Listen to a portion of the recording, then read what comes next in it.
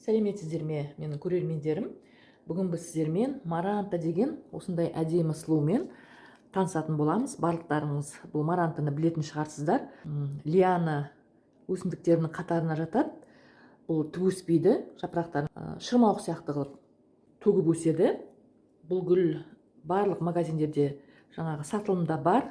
Гүлдер дүкенінде қазіргі уақытта бұл марантаның түрлері өте көбейді. Жапырақтарының әртүрлі алуан көздің жауын алатын осындай әдемі жапырақтары қазір сатылымда бар. Гүлдер дүкенінде маранта көлеңкеде жақсы өсетін гүлдердің бірі. Күтімді аса ондай қатты қажет етпейді. Тек күтім жасаудың қарапайым ережелерін білсек, бұл гүл өзінің осындай әдемі жапырақтарымен бізді қуантып отырады. Бұл маранта гүлдемейтін гүлдердің қатарынан жатады, бірақ бұл маранта гүлдейді. Гүлдегенде де ұзын сабақша шығып, сол сабақшадан майда ақ гүлдер шығады.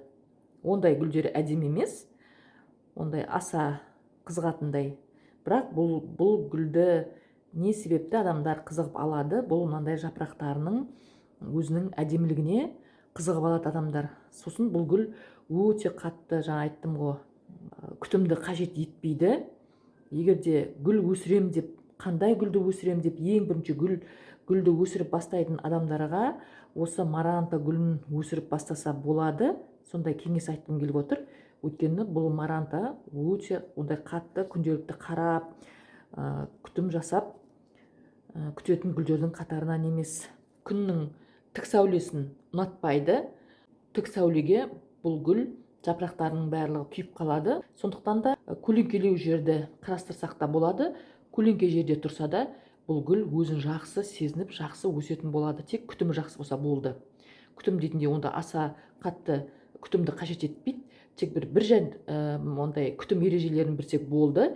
Ең бірінші, бұл гүлге біз суды жетісіне бір рет жақсылап құйсақ, бұл өзі тұра береді. Сосын шамалы ылғалда өскенді жақсы көреді. Бұл гүл ылғалды ауаны, шамалы ауа құрғақтау болса, міне көрдіңіздер ғой, мына жапырақтарының мынандай ұшы қурай бастайды. Міне содан бұл гүл өзінің мен құрғап тұрмын, құрғақ ауада тұрмын деген белгіні бізге беріп тұрғаны. Сол кезде біз бұны су бүркіп тұрсақ болады.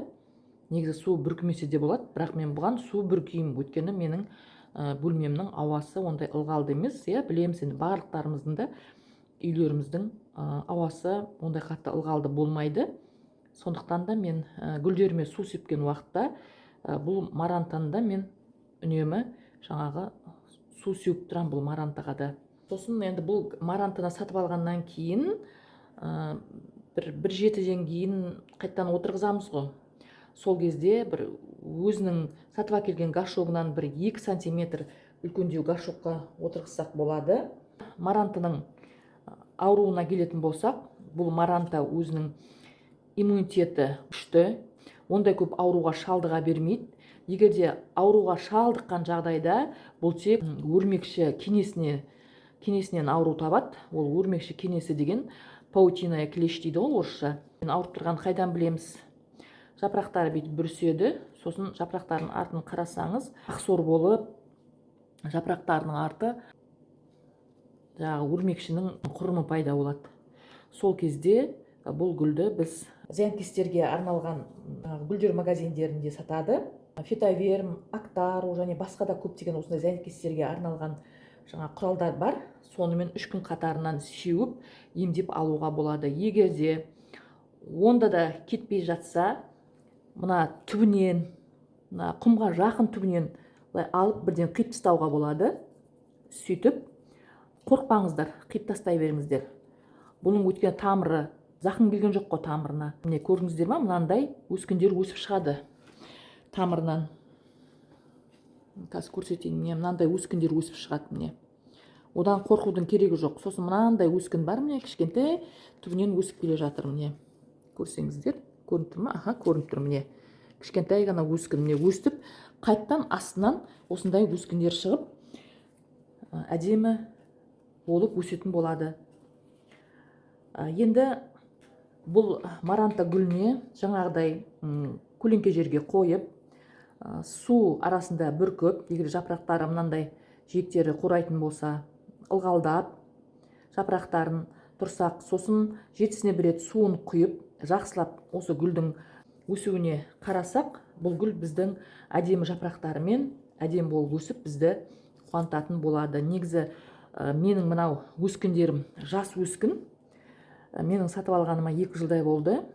Мен уже 2 жылда мына горшокты жауып, жапырақтары мынандай жерге дейін түсіп, үлкен болып өсіп кеткеннен кейін мен бұл гүлді кішкентай азайтып, қырқып, өстіп 4-5 горшокқа отырғызғанмын. Бірақ мен бұндай бір гүлді 3-4 горшокке түрлері болмағаннан кейін, сорттары болмағаннан кейін, онда бір сортты гүлдерді отырғыза бермеймін. Отырғызған артық гүлдерімді мен сатып жіберемін. Бұның сондай өскендерін мен сатып жібердім. Енді мынау менің өсіп жатқан 2-ші горшокты да алып қалдым өзіме. Өсірейін деп. Өйткені мен бұл гүлді өте жақсы көрем. Бір жағынан жапырағының осындай әдемі түрлері үшін бұны негізі маранта триколор дейді екен, көрдіңіздер ма? Енді менің гүлім жас болғаннан кейін ондай қатты түсін беріп тұрған жоқ. 3 түрлі жапырағы, иә. Мынау қатты, міне мына жерден көрсеңіздер болады. Мынау енді көне жапырақтар ғой. Міне 3 түрлі, міне жапырағының үстіндегі сызықтары қызыл, сосын қоңыр, мынандай әдемі аймақтары бар.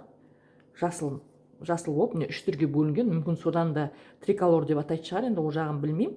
Бірақ бұл гүл өзіме қатты ұнайды. Сондықтан да мен бұл гүлдің 2-ші жас өскінде өзіме алып қалдым. Өсіп жатқан горшокты 2 горшок қылып өсірем деп.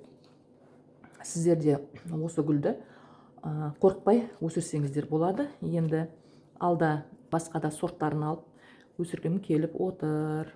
Кешке қарай мына жапырақтардың барлығы бүйтіп жоғары қарай көтереді.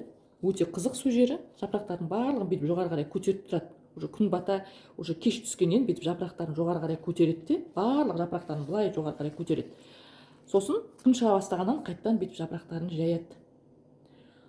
Содан да болар, бұл гүлді дұға өсімдігі деп атайды.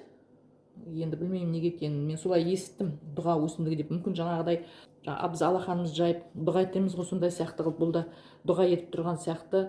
Қазір суреті болса, мен сіздерге суретін қоямын. Сол үшін де осыны дұға гүлі деп айтады шығар. Ол жағын білмеймін, бірақ осылай кешке қарай жапырақтарын жоғары қарай көтеріп, күндіз күн шыға бастағаннан өстіп жапырақтарын қайттан қалпына түсіріп өстіп тұрады. Міне өте жаңағы жас жапырақтары өте көп, жақсы өсіп келе жатыр. Міне мына жапырағында ашады. Жаңа көрсеттім, мына жерде өскіндер өсіп келе жатыр астынан. Енді мына жерлеріне де тамырларынан көптеген өскіндер өсетін болады.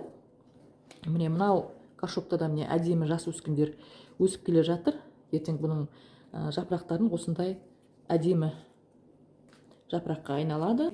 Түстері енді мынау жас болғаннан кейін осындай бір түс болып тұр.